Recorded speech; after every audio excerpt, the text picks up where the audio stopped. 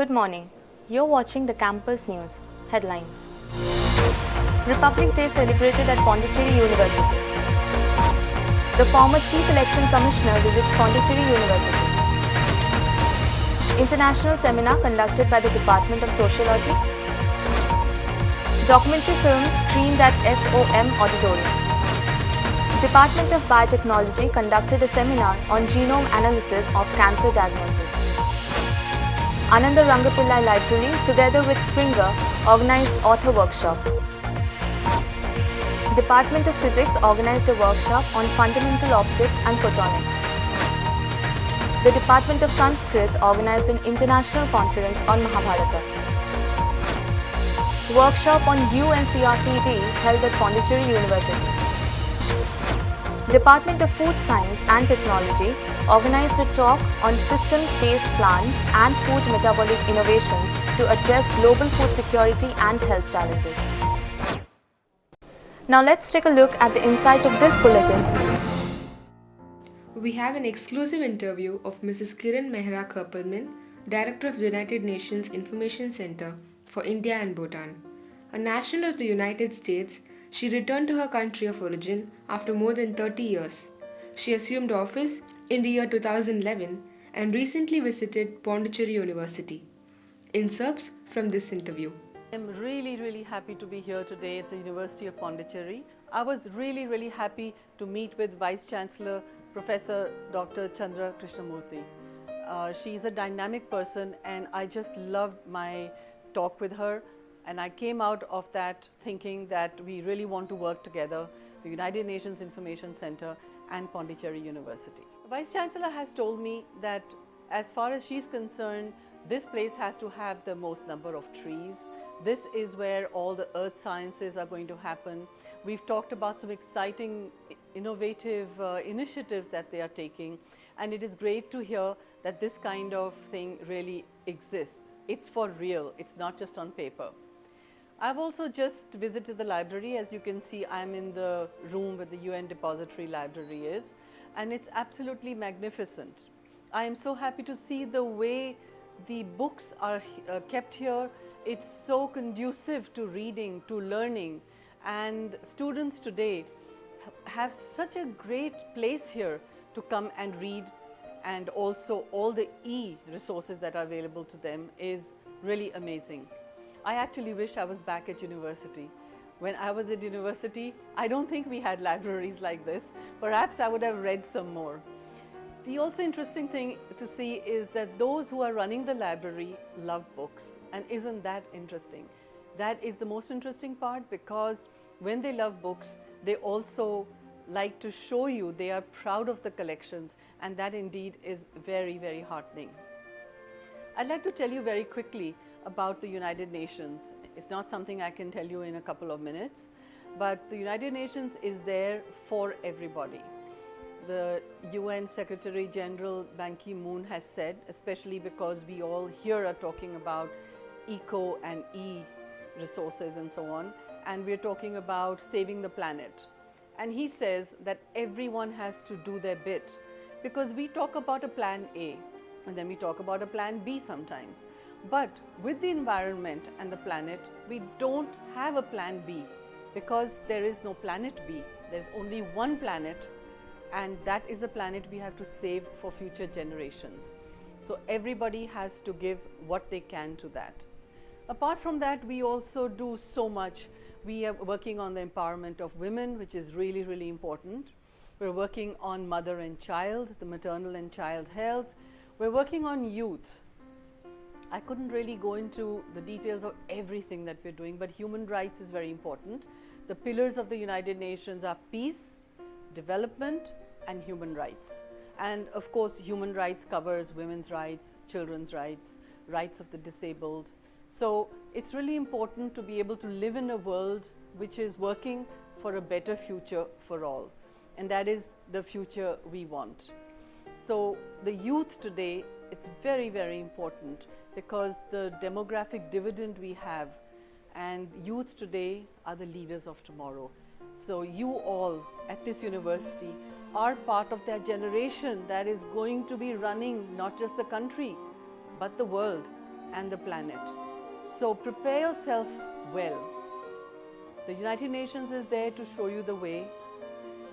Get in touch with us, volunteer to do something, and try to change the lives of others.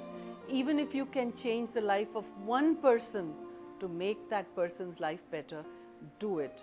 Do something and you'll feel good about it. Thank you very much for having me here. Now the news in detail.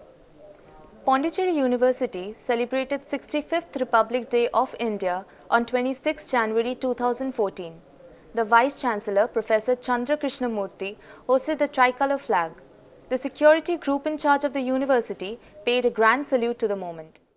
Addressing the gathering, the Vice-Chancellor, Professor Chandra Krishnamurthy, expressed her desire for a cultural reservoir to safeguard and preserve all those cultures that are not only forgotten in the Pondicherry Union Territory but also in the country at large. And I have already said in my Dean's meetings that we are looking out for having a cultural reservoir of all the culture that is left out and that has been forgotten.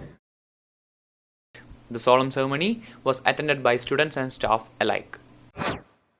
Shri Naveen B. Chawla, the former Chief Election Commissioner of India and also the court member of Pondicherry University, delivered a lecture on electoral reforms in India at Jain Auditorium on 3rd February 2014. The Vice-Chancellor, Professor Chandra Krishnamurthy, introduced the chief guest for the day. She said that he has brought about many electoral reforms in the country. The most prominent is the right to vote for the third gender. In his lecture, Sri Naveen B. Chawla mentioned about the 3 important decisions of the Supreme Court. Now, with a much higher degree of education, even though there is a proportion of our population, admittedly, that is illiterate, should that illiterate population today, where we have not been able to measure up entirely to our directive principles of state policy, should they be excluded from standing? I ask you. If, let us say today, 25 or 30% of our women are still illiterate, should they not enter any panchayat? Can they not stand for parliament?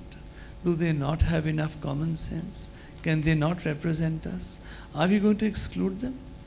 No, we mustn't think like that. If our founding fathers could be so wise and give us such a good constitution in 1950, should we step back from it? No, we must go forward. We can't step back. The Department of Sociology conducted a 3-day international seminar on agrarian transition in India from 28th to 30th of January 2014. The event brought together many professors and delegates from across the globe. The inaugural address of the seminar was delivered by John P. Mencher, City University, New York. The essence of the Green Revolution was the commodification of agriculture and the building of factories and profits from man-made things, chemicals, machinery, and the wages for non-agricultural employees. The fact that the Soviets' large-scale farms were also industrialized added to the push in India, since the left could not object to this approach. Both on the left and the right and the center, for the most part, did not see chemical agriculture as hurting the environment, though of course it has done tremendous harm. The seminar topics for the second day were agrarian transition, theoretical and conceptual issues, and global capitalism, neoliberal reform, and changing agriculture, while the third day focused on agrarian transition, regional perspectives. The Department of Electronic Media and Mass Communication conducted a screening of documentary films by Arvind M.K. on 31st of January 2014. 2 of his films, namely Run of the Rivers and The Fired Soul Voyages Across a Gandhian Landscape, were screened during this occasion. The film Run of the Rivers highlighted the devastating June 2013 Himalayan floods. The screening was followed by a discussion on hydropower dams and energy in India. The event was attended by special guests like Dr. G.D. Agarwal, activist and environmental engineer, Dr. M. Arunachalam, Head, Department of Environmental Science, Manomaniyam Sundarnar University, Tirunelveli, Dr. Vandana Gupta, Sri Aurobindo International Institute for Integral Health and Research, Avigal, Israeli filmmaker, and Arvind M.A.K., the filmmaker himself. The seminar on genome analysis of cancer diagnosis was conducted by the Department of Biotechnology, Pondicherry University on the 31st of January 2014. Professor A.K. Munrajan, Department of Genetics, Madras University, presented a study on cancer and its defects. He further explained the classification and the diagnostic methods. Differentiate the nitrogen bases by color. So that was this was rated as a great achievement in 1991 or 92-93. A literary workshop was organized by the Anantha Library together with Springer at Pondicherry University on 6th of February 2014. The workshop has been on writing and publishing scholarly articles by Springer, a global scientific, technical and medical publisher at AnanthKumar Library at Pondicherry University. Welcome address was delivered by the University Librarian Dr. R. Samyukta. Dr. Jeffrey Robbins from EDANS educated the students, researchers and faculties on how to write scientific literature and improve quality of their manuscripts and increase their chances of publication success. You'll also need to choose the most appropriate journal for your manuscript in order to reach your target audience. Because if you don't, you will not be widely read in your field. And you'll also need to communicate the significance and the relevance of your work to the journal editor at your target journal. Pondicherry University student chapter of Optical Society of America and the Department of Physics organized a workshop on the fundamentals of optics and photonics on 31st of January 2014. Professor G. Chandrasekharan, Head, Department of Physics, inaugurated the workshop and delivered the welcome address. Dr. S. Sivapragasham and K. Nityanandan were also present at the occasion. Professor Balaji Srinivasan, the speaker of the workshop, briefed the students on the recent advances in high-power fiber lasers. This high-power fiber lasers, and so they just put up this picture of IIT Madras. That's one of the central parts of our campus. It's called the Gajendra Circle. Professor Satyanarayana probably has fond memories of that. International Conference on Mahabharata, the epic tradition in India and Southeast Asia, was organized by the Department of Sanskrit, Pondicherry University on 10th of February 2014. The conference on Mahabharata, the epic tradition in India and Southeast Asia, was inaugurated by the Vice Chancellor of the University, Professor Chandra Krishnamurthy. Mr. Philip Hanvier Kamiyama, Consulate General of France in Pondicherry, Professor S. Paneerselvam, Dean School of Humanities, Pondicherry University, and Dr. Radha Vallabh Tripathi, former Vice Chancellor, Rashtriya Sanskritistan, New Delhi, were the keynote speakers on the topic. The speakers enhanced the knowledge on the epic and quoted some verses from the epic which took the conference to the next level. Of Ramayana and Mahabharata, there have been many more conferences and books on Ramayana. And so, why not organize a Mahabharata conference? Pondicherry University's Higher Education for Person with Special Needs Enabling Unit organized a one-day workshop on United Nations Conventions on Rights of Persons with Disabilities on 25th of January. The National Institute of Visually Handicapped Chennai Regional Center was a collaborative partner. The motive behind the workshop was to break the barriers, open the doors for an inclusive society and development for all. All disabled students, research scholars, and teaching and non-teaching staff of the university attended this special workshop. A seminar on systems-based plant and food metabolic innovations to address global food security and health challenges was conducted by the Department of Food Science and Technology on 31st of January 2014. Speaker, Professor Dr. Kalidas Shetty, North Dakota State University, USA, elaborated the students about the new innovations to advance global food security on a Crops for Health and Sustainability platform. 0.2 billion people, we are already having about 110 million diabetes or pre-diabetes stages. Okay? That's all for this bulletin. This is Genia signing off.